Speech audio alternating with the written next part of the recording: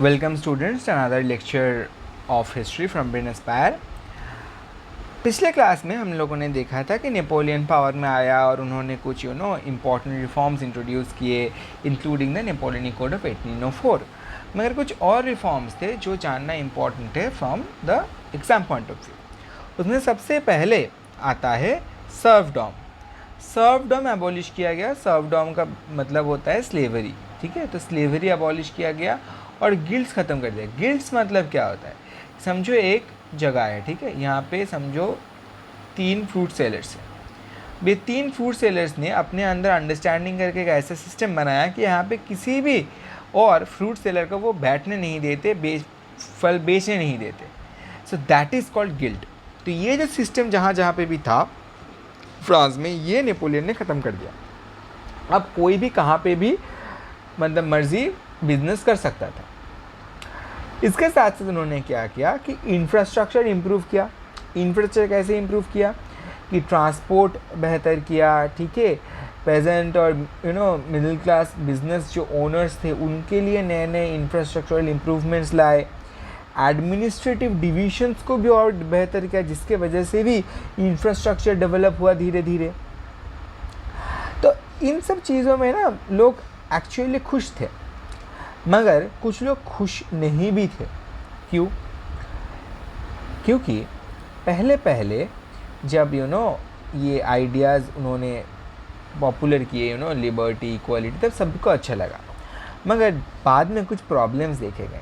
पहला तो heavy taxation, वो बहुत हेवी टैक्सेस लेते थे जो लोगों को पसंद नहीं आता था। दूसरा सेंसरशिप। सेंसरशिप मतलब वो क्या ना, मतलब उनके टाइम पे ऐसा रूल था कि कुछ भी अगर तुम्हें पब्लिश करना है, मतलब समझो आज तुम्हें एक इंस्टाग्राम पोस्ट करना है, तो अगर तुम नेपोलियन के टाइम में रहते तो इंस्टाग्राम पोस्ट करने से पहले तो वो इंस्टाग्राम पोस्ट जो है वो तुम्हें नेपोलियन को भेजना पड़ता था। अगर नेपोलियन देख के बताता कि हाँ ये सही है, ये चलेगा, तभी जाके तुम वो पोस्ट कर सकते थे। इसे रीज़न क्या था? रीज़न ये था ताकि कोई भी नेपोलियन के खिलाफ कुछ बोल ना पाए, कुछ लिख ना पाए, ठीक है। इसी को बोलते हैं सेंसरशिप। ये मतलब किया जाता था उस टाइम पे। और इसके साथ साथ एक और चीज़ था जो था फोर्स्ड कॉन्स्क्रिप्शन। फोर्स्ड कॉन्स्क्रिप्शन मतलब forced joining in military service.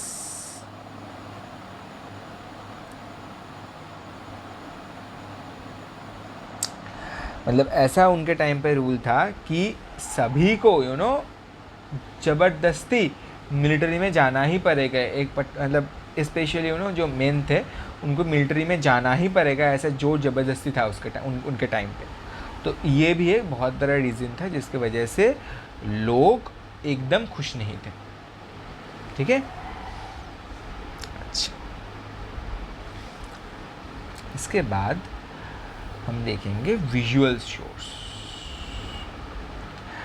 तो कुछ विजुअल इमेजेस उस टाइम पे हम लोग देख पाते हैं, जहाँ पे हम देख पाते हैं कि जो फ्रेंच सोल्जर्स थे स्पेशली अंडर नेपोलियन, उनको एज हीरोज़ नहीं दिखाया गया था, उनको दिखाया गया था एज ऑपरेसर्स। मतलब जब जो अत्याचारी होते हैं ना, उनको ऑपरेसर बोला जाता है, एज ऑपरेसर्स दिखाया गया था। तो ये ट्री ऑफ लिबर्टी एक जो इमेज है, ठीक है, उसमें ना ये दिखाया जाता था कि फ्रेंच सोल्जर्स ऑपरेसर्स हैं। और सैटारिकल प्रिंट, सैटारिकल मतलब किसी को बैंगो करके कुछ पब्लिश करना। मतलब अभी अगर किसी को चिढ़ा के तुम एक पिक्चर बनाओगे, चिढ़ाना जो बोलते हैं ना हिंदी में, उसी को बोलते हैं सटायर, सटारिकल प्रिंट्स। तो वैसे सटारिकल प्रिंट में नेपोलियन को एज अ पोस्टमैन दिखाया गया था, टू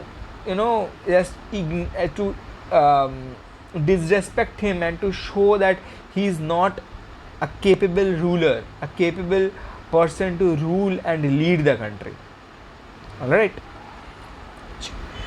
इसके बाद हमें जो देखना है वो है कि नेशन स्टेट्स तभी तक नहीं बना था। तभी तक ना, मतलब यूरोप में क्या था, यहाँ पे अगर हम समझें तो जैसे समझो इंडिया में एक टाइम पे क्या था कि यहाँ पे कोई रूलर था, यहाँ पे कोई रूलर था, यहाँ पे कोई रूलर था, यहाँ पे कोई रूलर था। इंडिया बहुत सारे रूलर्स का बीच में बटा हुआ था, different different dynasty different different area को रूल करता था, है ना। तो वैसे यूरोप को भी different different dynasty different different जगहों पे रूल करता था। तभी तक नेशनलिज्म के ऊपर बेस करके नेशन स्टेट्स नहीं बने थे यूरोप में उस टाइम तक, इसीलिए उसको बोला जाता है पैचवर्क ऑफ प्रिंसिपैलिटीज़। मतलब बहुत सारे छोटे छोटे छोटे छोटे डायनेस्टीज एम्पायर्स के बीच में फ्रांस यूरोप बटा हुआ था। इसके वजह से लोगों के अंदर शेयर्ड आइडेंटिटी नहीं था। मतलब अगर यहाँ पे एक रूलर है, यहाँ पे एक रूलर है, यहाँ पे एक रूलर है, तो यहाँ के लोग सोच रहे हैं कि ये ए के अंडर है, यहाँ के लोग बी के अंडर है, यहाँ के लोग सी के अंडर है। तो लोगों के अंदर एक साथ रहने का जज्बा या फिर हम एक साथ है, ये फीलिंग आएगा कैसे? क्योंकि वो एक साथ है ही नहीं। ये ए के साथ बी का झगड़ा है, बी के साथ सी का झगड़ा है, सी के साथ ए का झगड़ा है, तो शेयर्ड फीलिंग आएगा कहाँ से, है ना। शेयर्ड फीलिंग तो आएगा ही नहीं लोगों के अंदर।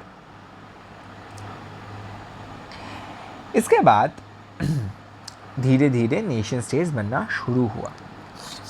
अब उसके पहले हम कुछ एम्पायर्स देखते हैं, ठीक है। पहला है हैब्सबर्ग एम्पायर। हैब्सबर्ग एम्पायर उस टाइम पे बहुत पावरफुल एम्पायर था, ठीक है, बहुत ही पावरफुल एम्पायर था।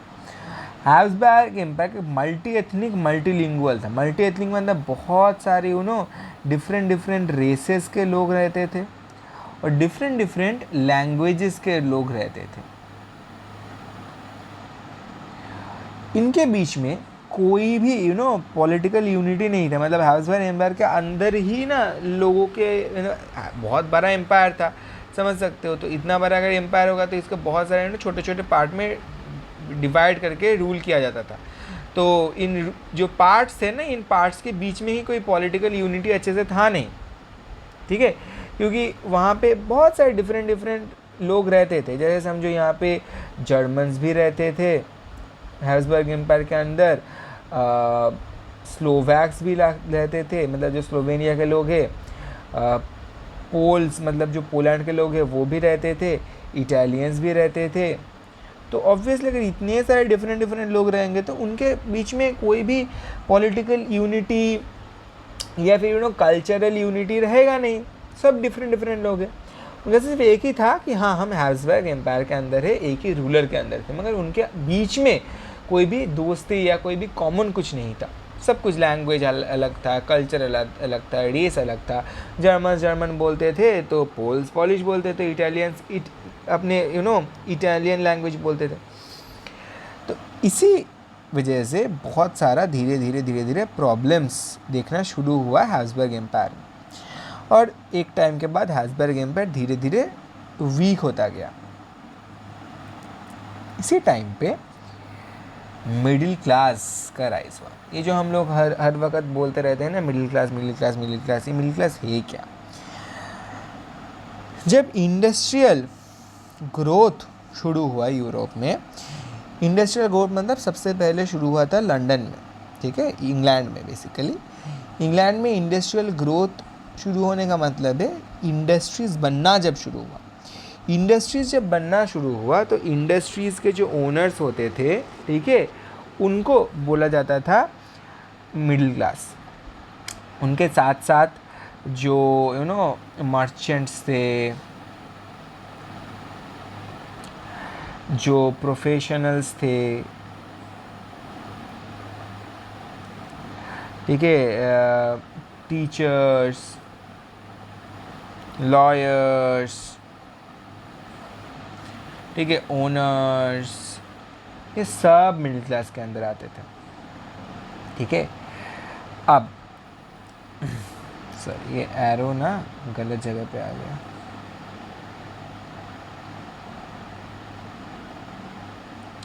अब ठीक है।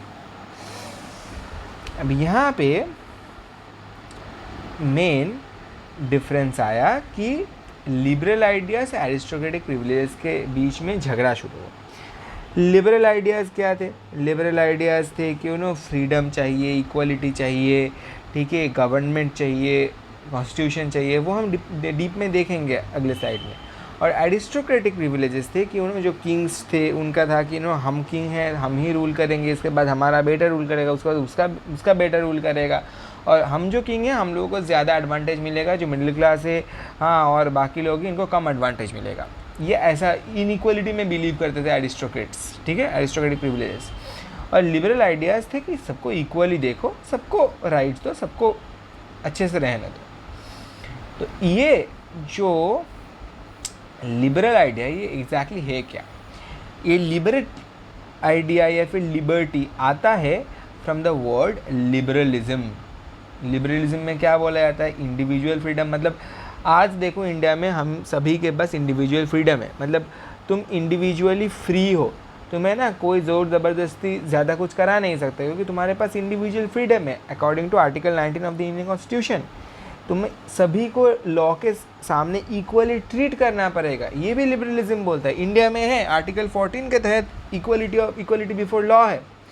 और गवर्नमेंट बाय कॉन्सेंट भी चाहता है लिबरलिज्म। गवर्नमेंट बाय कॉन्सेंट मतलब गवर्नमेंट को का जो हेड होगा, जो रूलर होगा, that ruler will be elected by the people, ठीक है। तो ये होता है main basic fundamental idea of liberalism.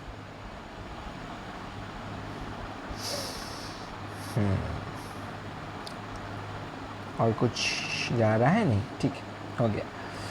इसके बाद हम इकोनॉमिक रिफॉर्म्स देखेंगे। तो लिबरल इकोनॉमिक रिफॉर्म्स क्या थे? लिबरल इकोनॉमिक रिफॉर्म्स के अंदर आता है कि जो मर्चेंट्स हैं ना, जो लिबरलिज्म में बिलीव करते थे, वो चाहते थे कि एक यूनिफाइड फ्री मार्केट हो।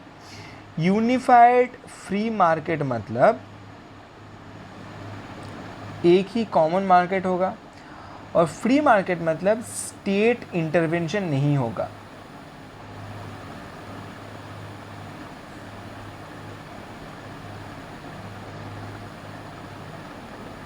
इट्स नॉट वांटेड, ठीक है।